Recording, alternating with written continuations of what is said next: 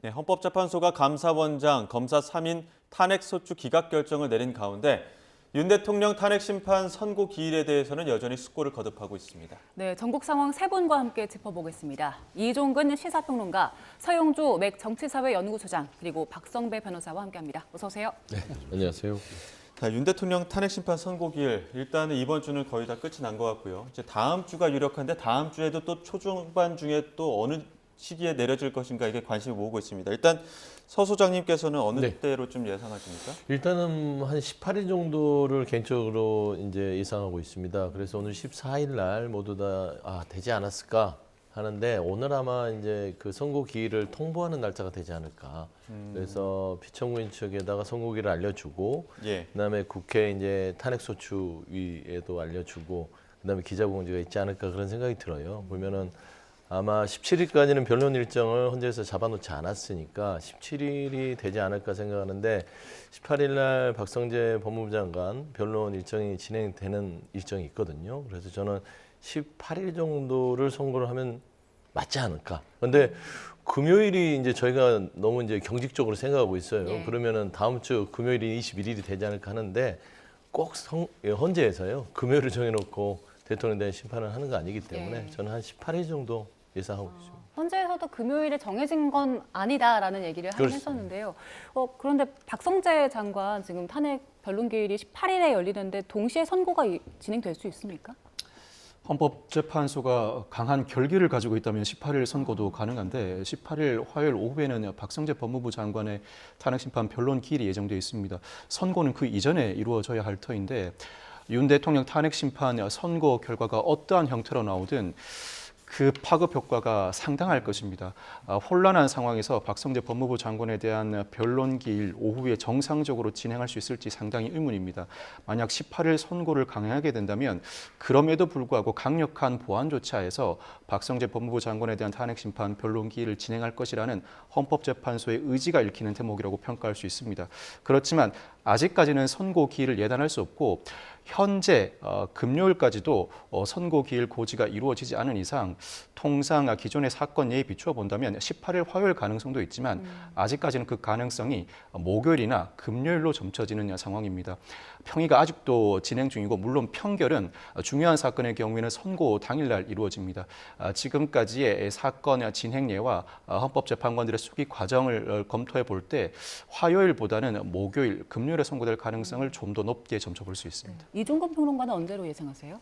박 변호사가 지금 말씀하신 두 가지 이유를 생각하고 있었는데요. 첫 번째는 물리적으로 참 힘들다. 18일에는 두 가지, 그 안에도 두 가지 이유가 말씀하셨듯이 박성재 법무부 장관에 대한 변론 기일입니다. 그렇다면 박성재 법무부 장관의 변론 기일도 사실 많은 어떤 준비가 필요한 것이거든요. 그런데 그날 가장 중요하다는 최우선으로 해야 한다는 헌법재판소 자체가 공보관을 통해서 최우선으로 해야 될 만큼 중요하다는 윤 대통령의 지금 그 탄핵 심판 선고를 한다. 그날 당일 두 가지를 동시에 할 가능성이 없어 보이고 두 번째 이유는 평의라고 계속 지금 공보관이 이야기하고 있습니다. 평의를 거듭한다는 건 일단 판결 그다음에 결정문 쓰는 이 두 가지 단계의 전 단계거든요. 평의를 계속하고 있다는 건 아직까지도 특정한 부분에 대해서 서로의 의견을 교환하고 있다는 뜻입니다. 물론 판결은 금방 끝난다고는 하지만 그럼에도 불구하고 결정문에서 예를 들어서 전원일치다 그러면 결정문 쓰는 시간이 얼마 안 걸리는데 여기에 별개 의견이 들어간다거나 혹은 인용과 기각이 동시에 들어간다거나 했을 때는 거기에 반론과 반론을 또다시 들어야 되거든요. 그러면 헌재가 계속 평의를 계속하고 있다라고 이야기하는 것은 아직도 특정 사건에 대해서 이견을 보이고 있다라고 해서 가능한 부분이 있어서 지금 오늘 금요일인데 만약에 오늘 평의가 끝난다고 하더라도 결정문이 물론 중간중간에 계속 다듬고는 있다고는 하지만 이 토요일, 일요일 끼고 있기 때문에 뭐 월요일 하루를 뭐 결정문을 쓴다, 뭐 그래서 돌려본다, 그것도 불가능하고 저도 지금 박 변호사님 말씀처럼 화요일은 안 된다 물리적으로. 그래서 목요일이나 또 금요일로 할 가능성이 좀 더 높아 보인다. 박성미 변호사님은 어떻게 보십니까? 지금 이종근 평론가께서는 특정 부분, 이견을 보이는 부분 때문에 지금 숙고를 좀 거듭하고 있는 것으로 보인다는 해석을 해주셨는데 어떤 부분이 가장 이렇게 숙고를 거듭하는 이유가 될까요? 평의가 예상보다 크게 길어지고 있는데 큰 쟁점을 두고 이견을 보일 가능성은 낮아 보입니다. 그보다는 구체적이고 세세한 쟁점에 대한 이견이 엇갈릴 것으로 예상되는데 이 사건의 경우에는 쟁점을 크게 네 가지로 대별할 수 있습니다. 첫째는 비상계엄 선포에 실체적, 절차적 요건을 갖추었는가. 둘째는 비상계엄 선포 당시 포고령 1호의 위법성. 셋째는 국회 봉쇄 시도, 넷째 선관위 장악 시도입니다.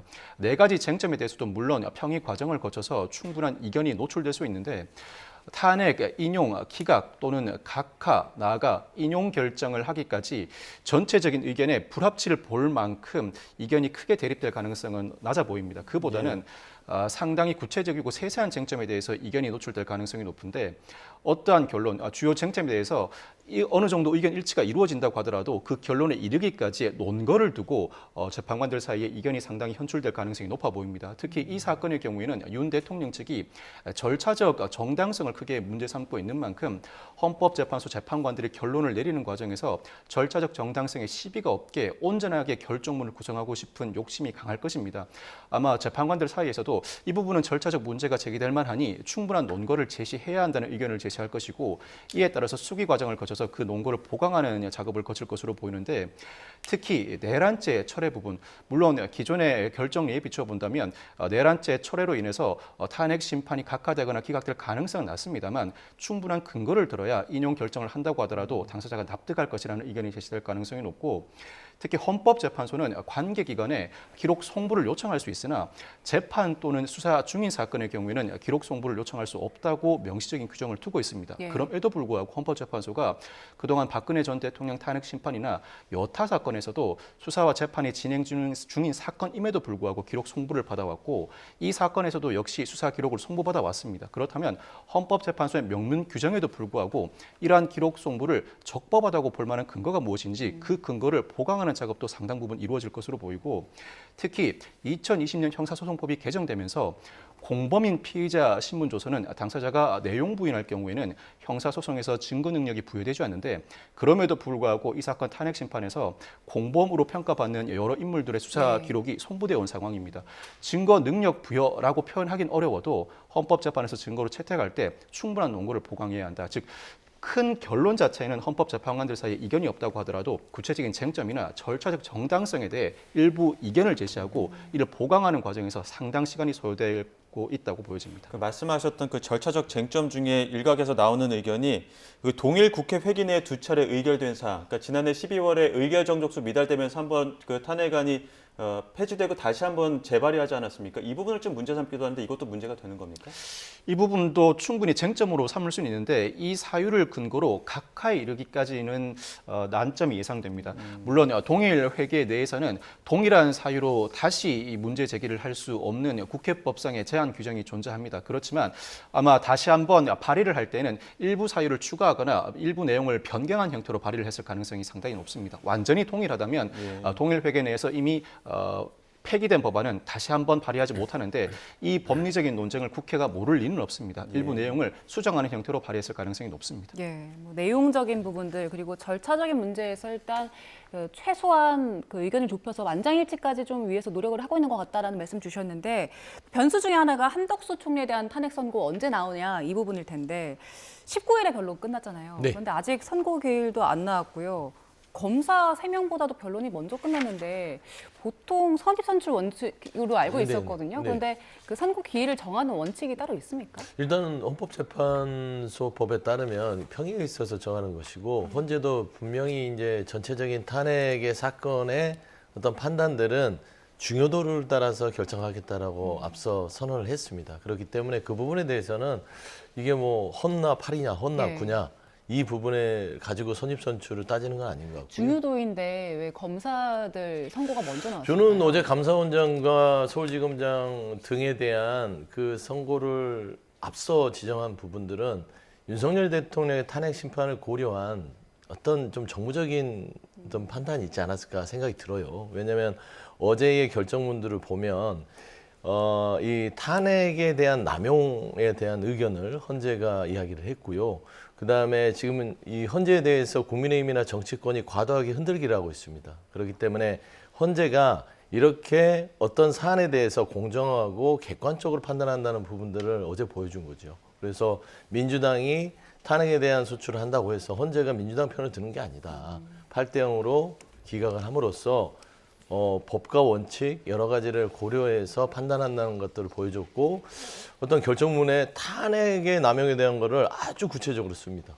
왜 그러냐면 절차적이나 법에 대한 위법성에 대한 충분히 소명이 됐고 설사 정치적인 고려가 있다고 하더라도 탄핵 소추의 남용은 아니라고 적시한 부분들은 결국에는 윤석열 대통령이 비상계엄의 근거로 삼던 야당의 탄핵의 남발 부분들을 조금 그 논리를 좀 배쳐가는 그런 결정이 아닌가라는 측면에서는 헌재가 굉장히 좀 전략적인 선고를 하고 있다. 저는 좀 그래 보입니다. 네, 이종국 평론가께서는 이 의견 어떻게 들으셨습니까? 지금 헌법재판소 앞이나 혹은 뭐 그 관저나 광화문이나 어마어마하게 사람들이 많아지고 있습니다. 변론 기일이 종료됐는데도 불구하고 통상 11일에서 14일 걸리던 선고가 지금 언제 이루어질지 예측이 불가능하기 때문입니다. 헌재는 무엇을 해야 되냐면 국민들에게 정치적인 어떤 갈등을 마무리 지어줘야 돼요. 마무리 지어주는 건 실제로 선고를 통해서도 그렇지만 선고 기일을 어느 정도는 알 수 있게끔 해줘야 돼요. 그래야 이 정도 지나면 우리가 결론이 나오고 그 결론을 수긍하면 되겠구나 이래야 되잖아요. 그런데 지금 우리 이 자리에서도 언제 될지 모르잖아요. 모르게 됐어요. 왜? 관습적으로 해오던 것이 깨졌으니까. 그러면 무엇이 문제냐? 헌법재판소는 지금 이 선고와 관련돼서 원칙을 보여줬어야 됐다는 거예요. 원칙. 선입선출이냐 아니면 중요도냐. 그런데 분명히 12월 31일 작년 말에 이진 당시 공보관, 헌법재판소 공보관이 대통령의 탄핵 심리를 최우선으로 하겠다라고 이야기했어요. 그러면 그게 원칙이에요. 자기 밝혔으니까. 그런데 오늘 지금 딱 어저께 딱 뭐 선입선출도 아니고 원칙적이지도 않는데 갑작스럽게 검사 3명과 감사원장 먼저 했어요. 그런데 지금 표현하시는 건 정무적이다, 전략적이다, 뭐 어떤 것을 보여주기 위해서 했다라고 우리가 해석을 한다면 국민들 정치평론가는 해석이 가능하지만 국민들 입장에서는 헌법재판소의 그 선고에 대한 원칙이 없다라고 여겨질 거예요. 그럼 신뢰도가 떨어지잖아요.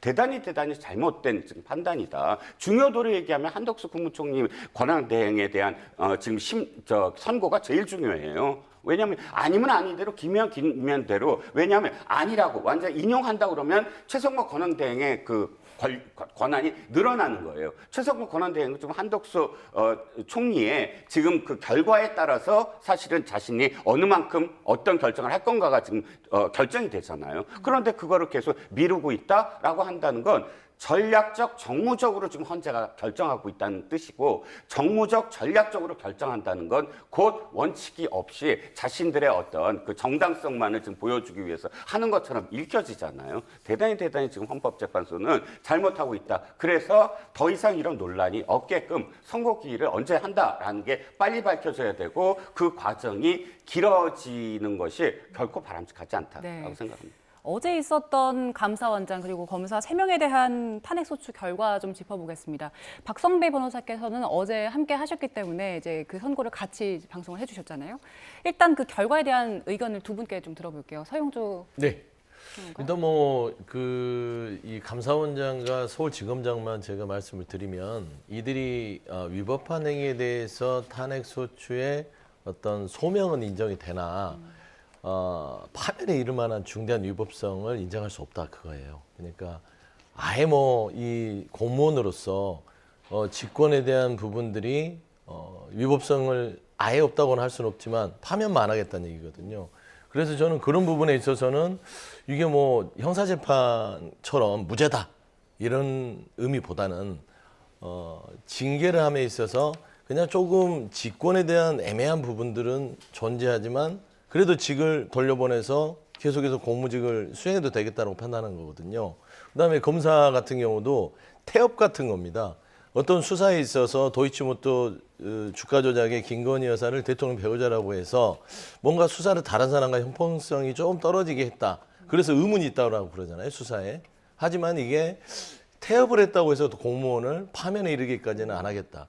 이런 판단이에요. 네. 저는 어제의 판단에 있어서는 뭐 헌재가 이제 법과 원칙에 따라서 한 것이라고 인정이 되나 저는 나머지에 있던 결정문들에 있어서 의미를 부여하는 것이죠. 예를 들어서 탄핵소추의 설명 자체는 이 탄핵소추가 하는 의미는 동일한 위법성에 대해서 재범을 하는 것들에 대한 경고의 의미, 그다음에 헌법소의 의무, 그러니까 헌법소의 의지를 가지고 있는지까지 다 판단을 했다라고 재판 결정문에 있는 걸 보면 결국에는 결코 이들이 잘해서가 아니라 돌아가서 다시는 이런 위법적인 부분들에 휘말리지 않고 좀 권력 공무원의 직무를 제대로 해라. 라는 어떤 8대0의 기각이었다. 저는 그렇게 좀 평가하고 싶습니다. 이정국 평론가님 어제 그 헌법재판소의 기각 판결은 어떻게 보셨습니까? 자, 어저께까지 다 합치면 8번의 탄핵에서 8번 모두 다 기각됐습니다. 결론적으로 말씀을 드리면 민주당이 지금 그 특정 부분만을 인용하면서 와 이거 봐라 위법도 다 소명이 됐고 위헌적인 부분도 일정 부분은 받아들여졌고 태업도 했고 그렇게 해서 헌재가 모두 다 받아들였는데 에이, 그래도 돌아가서 열심히 하라는 뜻으로 보내줬다라고 이야기하는 건 그야말로 정신승리다. 이 모든 부분에 개별적으로 전부 보면 이 사유 있지 않습니까? 사유를 다 공박을 해요. 하나씩 다 공박을 합니다. 아닌 것이 90% 부분을 차지해요. 그리고 마지막에 그러나 어찌됐든 이건 남용은 아니다. 이 부분 하나를 부각을 해서 거봐라 우리가 얼마나 잘했느냐 이렇게 얘기하는데 생각을 해보시죠. 그거를 얻어내기 위해서 우리는 지금 장관들이나 지금 이 검사들이나 일을 얼만큼 못하겠습니까? 174일을 못하게 한 장관도 있어요. 전체적으로 하면 수년입니다. 다 합치면 그렇게 일을 못하게 직무 정지시켜 놓고 고작해야 돌아와서 일을 열심히 하라는 뜻이었다. 그거 받아내려고 이 탄핵이라는 가장 엄중한 것을 동원한다. 일단 첫 번째 행정 공백으로 인한 정치적 책임을 져야 됩니다. 거꾸로 얘기해 볼게요. 민주당이 집권했어요. 국민의힘이 하나씩 이런 사유로 해서 한 20명 정도 장관을 돌아가면서 탄핵시켜요. 근데 공백이 있어요. 헌법재판소에서 이 부분은 내 인정하겠어. 근데 위중한 건 아니야 하고 다 돌려보냅니다. 그러면 민주당이 탄핵 잘했습니다 라고 하겠습니까? 절대 그렇지 않고요. 정치적 책임 져야 되고 두 번째는 뭐냐면 세금 손실입니다. 이거 지금 당한 장관들은 자기 돈으로 변호사를 선임해야 돼요. 다 자기 돈으로 합니다. 5천만 원, 이진숙 방통위 장관, 위원장 5천만 원 썼어요. 그런데 국회 측, 민주당은 지금 누구 돈으로 합니까? 국회의원들 돈으로 합니까? 아니요, 우리 세금으로 해요. 국회 예산으로 합니다. 다 합쳐서 거의 5억 가까운 돈이 결과가 어떻게 됐습니까? 그 중에서 만약 탄핵이 된다고 한다면 그 5억 중에 어느 정도는 5억이 쓰임새가 있다고 하지만 전부 기각됐어요. 그럼 5억 그냥 날아가는 겁니다. 그러면 여기에 대한 재정적 책임져야 되고 당사자들이 있잖아요. 돌려보내서 이걸 열심히 하라라는 그런 거 하나 때문에 지금 얼마나 오랫동안 장관이 임명이 됐는데 일 못했어요. 거기에 대한 사법적 책임 쳐야죠. 그러니까 당사자에 대한 공직자에 대한 사법적 책임 이렇게 남발을 하는데 헌법재판소가 남발이 아니라고 얘기해서 정신승리로 우린 남발이 아닙니다 라고 이야기하는 것이 과연 옳은 판단인가? 헌법재판소가 그걸 일일이 이건 남발입니다 아닙니다 하면서 어느 당의 정파에 손을 들어주는 곳이 아니에요. 안 그렇습니까? 당연히 이것은 앞으로도 계속될 그런 탄핵 이 줄탄핵에 대한 사실은 경고의 의미다. 헌법재판소가 뭐 남발이 아니다라고 하더라도 8대0 기각을 계속 받으면서 어떻게 이 탄핵이 옳다, 우리는 탄핵 계속하겠다라는 생각을 가질 수가 있을까? 저는 이게 정치적으로도 그렇고 정무적으로도 그렇고 전략적으로도 그렇고 대단히 정당, 공당으로서 할 그 생각이 아니라고 생각합니다. 어제 기각 결정 나오면서 여당 일각에서는 그 탄핵을 주도한 정당이나 의원에게 뭐 구상권을 청구해야 한다거나 아니면 그 행정적인 공백 생기지 않게 공직자 직무 정지하는 것들은 좀 법을 개정해서 좀 막아야겠다라는 의견들도 나오고 있더라고요. 그 의견들은 이제 국회에서 논의는 할 수 있죠. 근데 뭐 자꾸 뭐 민주당이 뭐 정치적 책임을 져라, 뭐죠? 뭐 배상 책임까지 져야 된다. 왜 그런 주장을 하는지 모르겠어요. 공직의 무게가 쉽습니까? 감사원장, 검찰총장, 방통위원장 이 공직이 그냥 거기에 가면은 본인들 마음대로 휘두를 수 있는 권력입니까? 정치적 중립성을 지키고 공정하게 국민한테 봉사를 해야 되는데 현 정권의 입맛에 맞게끔 감사원도 검찰도 그다음에 방통위원장도 어떻게 정치적인 편향성을 보였습니까? 그러면은 국회에서 법률과 절차에 따라서 탄핵을 소추를 하는 거예요, 기소를. 그래서 공직을 허투루 쓰지 말아라라고 경고를 주는 겁니다. 그러라고 법과 제도가 만들어졌는데 만에 하나 헌재에서 어제 다소 이 헌재의 국회 탄핵 소추가 뭐 어떤 좀 남용의 부분이 있다라고 했으면 당연히 민주당이 사과를 하겠죠. 근데 헌재조차도 남용이 아니고 정치적 고려가 있다 하더라도 이거는 탄핵 소추는 정당하다라고 얘기를 했는데 무슨 사과를 하라고 그러죠? 그리고 공백을 얘기합니다. 저렇게 정치적인 편향성을 가지고 현 정부의 무능함에 어떤 얘기도 못하고 말하자면은 지난 정부를 수사를 하거나 대통령의 배우자를 봐주거나 그 다음에 편파적인 방송에 대해서 뭐 이렇게 여러 가지 행정 조치를 하는 저런 분들이 공무원이 맞습니까? 당연히 탄핵을 해서 징계로서 저 자리에 있는지를 판단을 받아봐야 되죠. 다 기각됐다고 했잖아요. 근데 이진숙 방통위원장 기각은 됐어요. 4대4죠. 예. 위법성이 있다고 그랬죠. 엊그제 대법에서 행정법원에 대한 심판, 방심위 의원 임명한 거 불법이다, 안 된다라고 판단을 내렸어요. 그런 겁니다. 다만 그냥 파면을 안 해주는 것뿐이에요. 중대하게 그 직은 유지해 줄 테니 돌아가서 공직의 무게를 느끼면서 정말 정치적 중립과 국민에 봉사하는 사람이 돼야지 정권에 봉사하는 사람이 되지 말아라. 이런 겁니다. 예, 그 법리적으로 좀 보겠습니다. 어제 그 헌재 판단 중에는 별개의 의견과 일부 그 해석의 여지를 남겨두는 부분이 있었습니다. 감사원장과 관련해서는 그 국무총리에 대한 감사청구권 부여한 부분 별개 의견이 나왔고 또 검사 3인에 대해서는 김건희 여사 수사 과정에 다소 의문이 있다라는 표현도 썼거든요. 이 부분은 좀 법리적으로 어떻게 해석해 볼 수 있을까요? 이창수 서울중앙지검장이 바로 직무에 복귀했습니다만 어제 헌법재판소 별개의 의견 중에는 도이치모터스 사건과 관련해 김 여사의 증권 계좌가 시세 조정에 활용된 정황이 재판 과정에서 현출되었음에도 불구하고 확인해 보지 않았다는 지적도 나왔습니다. 적극적인 수사는 아닌 것으로 보인다는 헌법재판소의 판단이 나왔다고 평가할 수 있습니다.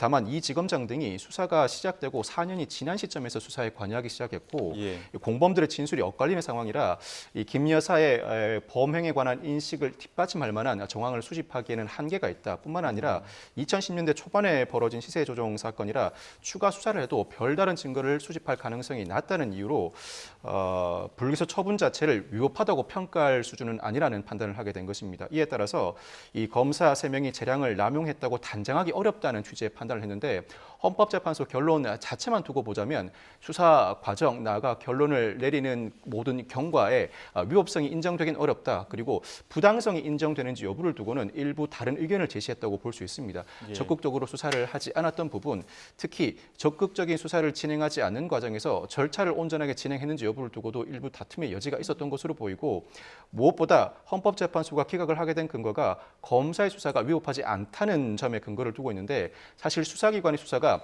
위법하다는 결론을 받기 위해서는 수사를 진행하는 과정에서 가혹행위가 있거나 위법 수집 증거를 수집하는 수준에 이르러야 합니다. 그 정도 수준에 이르지 않는다면 위법하다는 평가는 현실에서도 거의 이루어지지 않는 만큼 헌법재판소 입장에서는 어쩔 수 없는 기각 결정이었다고 보여집니다. 그럼에도 불구하고 결정문을 선고하는 과정에서 적극적인 수사를 하지 않은 것으로 보인다는 취지의 지적은 검사로서도 마땅히 중하게 받아들여야 할 것으로 보입니다. 당장 이창수 서울중앙지검장이 바로 직무에 복귀하면서 창원지검에서 이송되어 온 명태균 씨 수사를 서울중앙지검이 맡게 되고 예. 이 사건을 이창수 서울중앙지검장이 지휘할 것으로 보이는데 이 사건이 상당히 큰 갈래로 적극적으로 진행되고 있는 만큼 이창수 서울중앙지검장이 향후 행보로 어떠한 태도를 보일지 귀추가 주목됩니다. 네. 예. 말씀하신 대로 지금 이창수 지검장이 복귀를 하면서 명태균 씨 사건을 다시 지휘를 해야 되잖아요. 그런데 지금 김건희 여사랑 직결되어 있는 사안이기 때문에 민감한데 이 부분 민주당에서는 어떻게 보고 있습니까? 일단 명태균 특검법에 대해서 오늘 국무회의에서는 그 차장목 권한대행도 거부권을 행사하겠다고 밝혔습니다. 이제 그거는 이제 행정적인 부분에 있어서의 결단이지만 검찰은 늘 자주 하는 말 있지 않습니까? 법과 원칙에 따라서 만인의 앞에 평등하게 법여야 된다라는 주장들, 그게 정의 아니겠어요? 근데 그동안 검찰이 그러지 않아 왔습니다. 그렇기 때문에 탄핵 심판을 통해서 물론 기각이 됐으나 좀 수사가 의문이니까 제대로 해라라고 경고를 내렸어요. 그러면 돌아와서 이창수 지검장이라면 어떻게 해야 되겠습니까? 다른 사람 수사하듯이 김건희라는 이 인물이 대통령 배우자가 아니라 그냥 똑같은 그냥 하나의 일반 피해자로서 수사를 해야 된다. 이게 국민들이 다 지켜보는 것이다. 라는 측면에서는 지금 현재 명태균 특검법이 검찰에서도 계속 뭉개고 있는 상황입니다. 이게 서울지검장이 없다고 해서 수사가 안 됐던 게 아니에요. 다 담당 부장검사들이 있고 이 수사팀이 있음에도 불구하고 지지부진한 이유는 아직까지도 대통령의 눈치만 보고 있다. 그렇기 때문에 복귀를 했으면 정말로 국민 앞에 말한 대로 명태균 특검법, 이거는 따지고 보면 윤석열, 김건희 대통령 부부에 대한 특검입니다. 그렇기 때문에 이 부분에서는 한치의 의심과 의문도 없이 공정하게, 철저하게 적극적으로 수사해야 된다. 좀 그런 말씀드립니다. 네, 저는 명태균 관련된 사건이 빨리 진행되어야 된다는 점은 전적으로 공감을 합니다. 창원지검이 너무 오랫동안 아무것도 하지 아니하고 그 사건을 붙잡고 있었기 때문에 지금 여러 가지 어떤 지금 그 검찰의 수사에 대해서 비판받는 대목이 바로 그런 점이고, 또 중앙지검장으로서 그 사건이 이제 완전히 이첩이 됐으므로 이첩된 사건에 대해서 적극적으로 해야 됩니다. 하지만 그럼에도 불구하고 우리가 다시 어저께의 그 결정문을 한번 꼼꼼히 따져보면 평론가님 잠시만요. 지금 민주당에서 네네. 박찬대 원내대표가 지금 관련 브리핑을 하고 있는 것 같습니다. 어떤 브리핑 내용이 있는지 현장 연결해서 잠시 들어보겠습니다. 국민의힘은 헌재 결정에 승복하십시오. 헌법재판소는 어제 검사 3명의 국회 탄핵소추에 대해 탄핵소추권이 남용됐다고 볼 수 없다고 밝혔습니다. 헌재는 국회 탄핵소추안 의결 과정에서 필요한 법정 절차가 준수되고 피소추자의 헌법 내지 법률 위반 행위가 일정 수준 이상 소명되었다 하면서 이 사건 탄핵소추 주요 목적은 헌법 위반 등에 대한 법적 책임을 추궁하고 동종의 위반 행위가 재발하는 것을 사전에 예방함으로써 헌법을 소화하기 위한 것으로 보아야 한다고 했습니다. 파면에 이를 만큼 중대한 위반이라고 보지는 않았지만 국회가 충분히 탄핵할 만한 사유가 있고 적법하게 이루어졌다는 점을 분명히 한 것입니다. 권영세 국민의힘 비대위원장이 윤석열에 대한 헌재의 탄핵 심판 결정에 승복하겠다고 밝혔습니다. 며칠 전까지만 해도 마은혁을 임명하라는 헌재 결정을 따르지 말라고 최상목 부총리를 압박하더니 이제 윤석열과 손절하기로 마음먹은 것 같습니다. 그러나 많은 국민께서는 국민의힘의 헌재 결정 불복을 우려하고 계십니다. 국민의힘이 그동안 말 따로 행동 따로 행태를 지속해왔기 때문입니다. 지난 11일 권성동 원내대표가 여당은 헌재를 압박하는 행위는 하지 않겠다고 했지만 그 말이 무색하게 82명의 소속 의원들이 탄핵 반대 탄원서를 내고 의원 수십 명이 헌재 앞에 우르르 몰려가 헌재를 겁박했습니다. 권영세 위원장은 정치가 법의 테두리를 넘어서는 안 된다고 했지만 헌재를 때려 부숴야 한다고 선동한 서천호 의원을 감싸고 있고, 윤상현 의원은 의원 총사퇴니 국회 해산이니 하며 연일 헌재를 따로 겁박하고 있습니다. 말 따로, 행동 따로, 지도부 따로, 의원들 따로. 무슨 따로 국법입니까?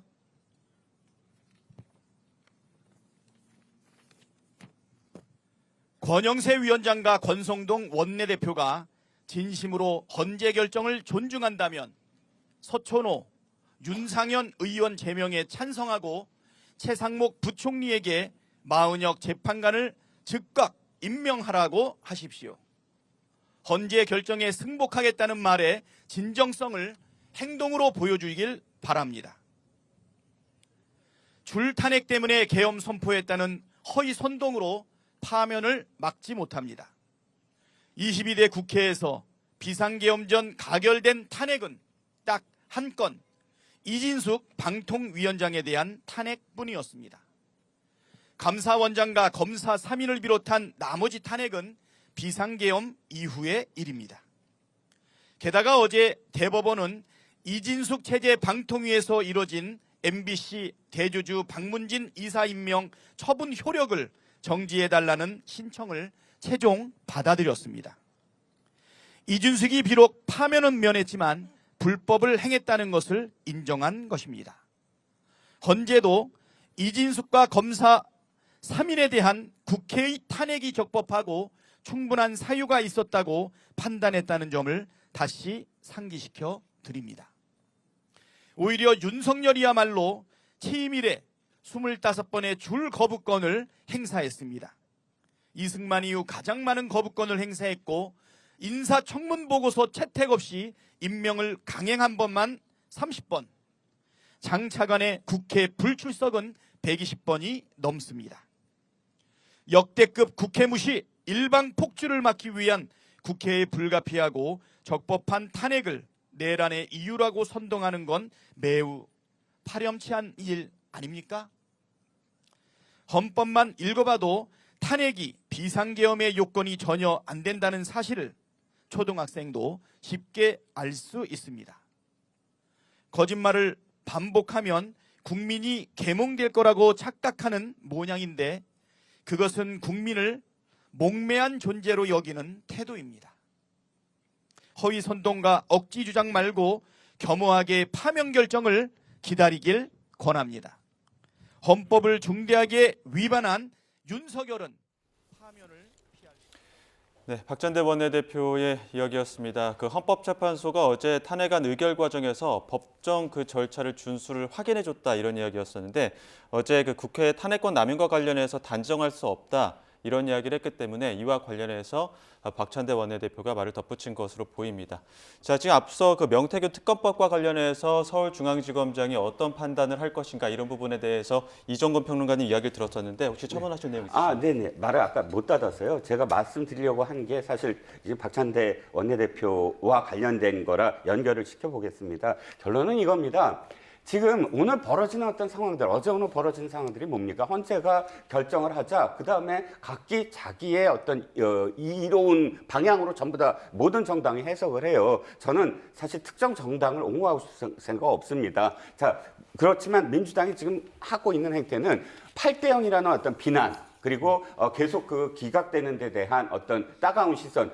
따가운 시선을 받고 있는 거 맞잖아요. 왜? 지금 최상목 권한대행 탄핵하겠다고 했는데 왜 못합니까? 지금 한덕수 권한대행에 대한 탄핵을 했기 때문에 자신들이 지금 정치적으로 입지가 굉장히 곤란해졌다. 그것 때문에 또다시 최상목 권한대행을 탄핵하다가는 큰일 난다. 이거 아닙니까? 그건 지금 민주당이 스스로 우리가 탄핵을 너무 남발했어 라고 인지하는 것이고, 또 뭐 이재명 대표도 아무 잘못이 없다는 건 아니다라고 인정하지 않았습니까? 그렇다면 좀 더 겸허해야지요. 특정 부분을 침소봉대해서 거봐라 윤 대통령 탄핵에 이제 뭐 그런 어떤 요인이 없어졌다. 아니면 뭐 봐라 다 야단 쳐서 돌려보냈으니까 잘해야 된다. 이렇게 해석하는 건 그 어떤 뜻으로 제가 말씀드리냐면 그야말로 국회의원들이 부끄러워해야 될 게 자신들이 국회에서 여야가 함께 협상을 하거나 혹은 토론을 하면서 결론을 낼 거를 전부 다 헌재에 다 가져가갖고 헌재가 결정을 내리면 거봐라 헌재가 이렇게 내렸다. 라고 이야기하는 거예요. 그럼 국회의원 되지 말아야죠. 정치하지 말아야죠. 이제는 하지 말고 헌재 다 일일이 미리 물어보는 게 좋아요. 9명한테 우리 이렇게 할 건데 이게 헌법에 맞습니까? 안 맞습니까? 물어보고 하지 왜 이 난리를 칩니까? 제가 드리는 건 정치의 사법화, 사법의 정치화가 이 지경까지 왔습니다. 아니 원내대표가 그 다음날 헌재가 이렇게 얘기했습니다. 우리 말이 맞지요? 라고 얘기하고 물론 여당도 똑같이 했습니다. 어저께.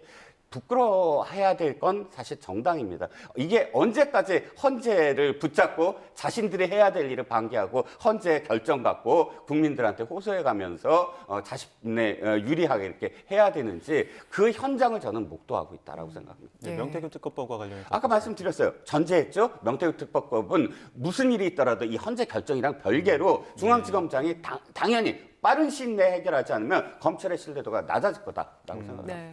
자, 어제 그 헌법재판소 그 판결 이후에 바로 기각된 다음에 바로 그 윤 대통령 대리인단 측에서 그 긴급 기자회견 공지했거든요. 여기 자리에서 보면은 그간 그 야당의 줄탄핵으로 비상계엄 선포할 수밖에 없었다 이렇게 주장하면서 계엄의 정당성이 증명됐다라고 얘기했는데 이 부분은 어떻게 들으셨어요? 물론 윤 대통령이 비상계엄을 선포하면서 예산 삭감과 탄핵 남발을 주된 이유로 들었습니다. 그 이후에 한참 탄핵 소추 국면으로 접어들면서 부정선거 의혹을 제기하기도 했습니다만 비상계엄 선포 당시에 든 이유는 예산 삭감과 탄핵 남발이었습니다. 실제로 어제 탄핵 심판이 모두 기각되면서 윤 대통령 측이 계엄의 정당성이 인정됐다고 주장을 한 바 있습니다. 국정의 난맥상을 뚫고 나갈 필요성이 상당히 높았다는 부분은 인정할 만한 부분이라고 할 수 있습니다. 그렇지만 헌법재판소가 탄핵 심판을 기각하면서도 이 탄핵 남발을 헌정질서 파괴로 볼 수는 없다고 적시하기도 했습니다. 부수적으로 정치적 목적이나 동기가 내포돼 있다고 하더라도 탄핵 소추권이 남용됐다고 단정할 수 없다는 부분을 첨언하기도 했는데 국민의 선거로 구성된 국회의 다수 의석 구조입니다. 그 과정에서 다수당이 탄핵 소추를 반복했다고 하더라도 이를 헌정질서 파괴로까지 볼 수 없다, 위헌이거나 위법으로 볼 수 없다는 부가 의견을 낸 것입니다. 그렇다면 이 탄핵 남발이 비상계엄 선포를 위한 필요 충분 조건인가를 두고 오히려 어제 헌법재판소의 결정 의견은 비상계엄을 정당화할 만한 사유는 아니라는 태도로 읽힙니다. 비상계엄은 무엇보다 국가 비상사태에 선포되는 것입니다. 이는 헌법이 명시하고 있는 요건인데 그 요건과 크게 거리가 멀게 탄핵 남발을 헌정질서 파괴로 볼 수 없는 정도에 이를 정도라면 과연 윤 대통령의 탄핵 심판 선고 과정에서 탄핵 남발을 비상계엄 선포의 실체적 요건으로 충족했다고 볼 수 있을지 헌법재판소의 고민 내지는 일응의 결론이 읽히는 대목이라고 할 수 있습니다. 예. 소장님, 네. 그 어제 기각 결정이 사실 윤 대통령의 탄핵과는 별개의 사안이긴 하지만 네. 어제 별개의 의견들이 쭉쭉 나왔었잖아요. 그렇습니다. 그런 내용들을 속속들이 봤을 때 윤 대통령 탄핵 선고 결과를 조금이나마 가늠을 해볼 수 있을까요? 그러니까 제가 앞서 얘기했듯이 감사원장과 서울지검장에 대한 선고를 13일 날 지정하고 우리가 보통 14일로 대통령의 탄핵 심판을 예상했었잖아요. 근데 13일로 지금 해서 그 결정문을 작성했단 말입니다. 그러니까 비록 기각은 8당으로 됐으나 그 안에 아까 박성배 변호사께서 얘기했듯이 윤석열 대통령의 탄핵 심판을 앞둔 헌재 평의에 대한 전체적인 의견이 모아져 버렸어요. 그러면 비상계엄이 통치행위가 되려면 탄핵 남발의 부분들이 충족이 돼야 됩니다. 그런데 헌재에서는 그렇게 보지 않은 거예요. 그러면은 윤석열 대통령 측이 얘기했던 피청결정의 비상계엄 통치행위입니다.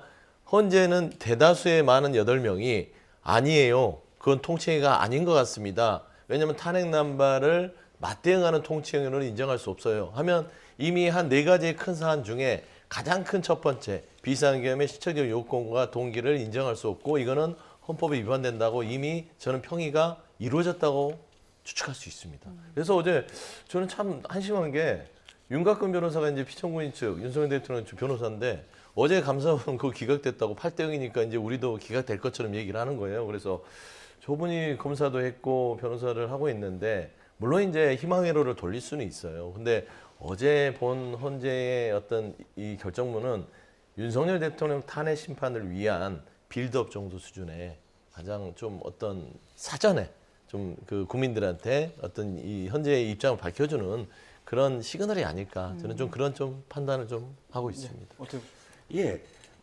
저도 어저께 그 남발이 아니다라는 부분은 지금 윤 대통령이 주장했던 바 중에 한 가지에 그 딱 한 가지에 대해서 아니야 뭐 이렇게 계속 탄핵 소추한 것을 정치적인 어떤 의미로만 해석할 수 없어라고 생각을 했다고 생각을 합니다. 하지만 자 이게 보시죠. 헌재는 가장 피해야 될 게 자신들이 어떠한 것을 하고 있다라는 것을 미리 비춰주지 않습니다. 도리어 그것 때문에 굉장히 많은 오해와 또 억측과 또 그 길거리에 나온 사람들의 그 뭐랄까 충돌이 더 일어날 수가 있어요. 그렇기 때문에 사실은 헌재가 특히나 변론 기일이 종료된 다음에는 철저하게 정말 기밀을 유지합니다. 어떠한 상황인지도 모르게 해요. 그래서 어떤 갈등을 최소화하려고 노력을 합니다.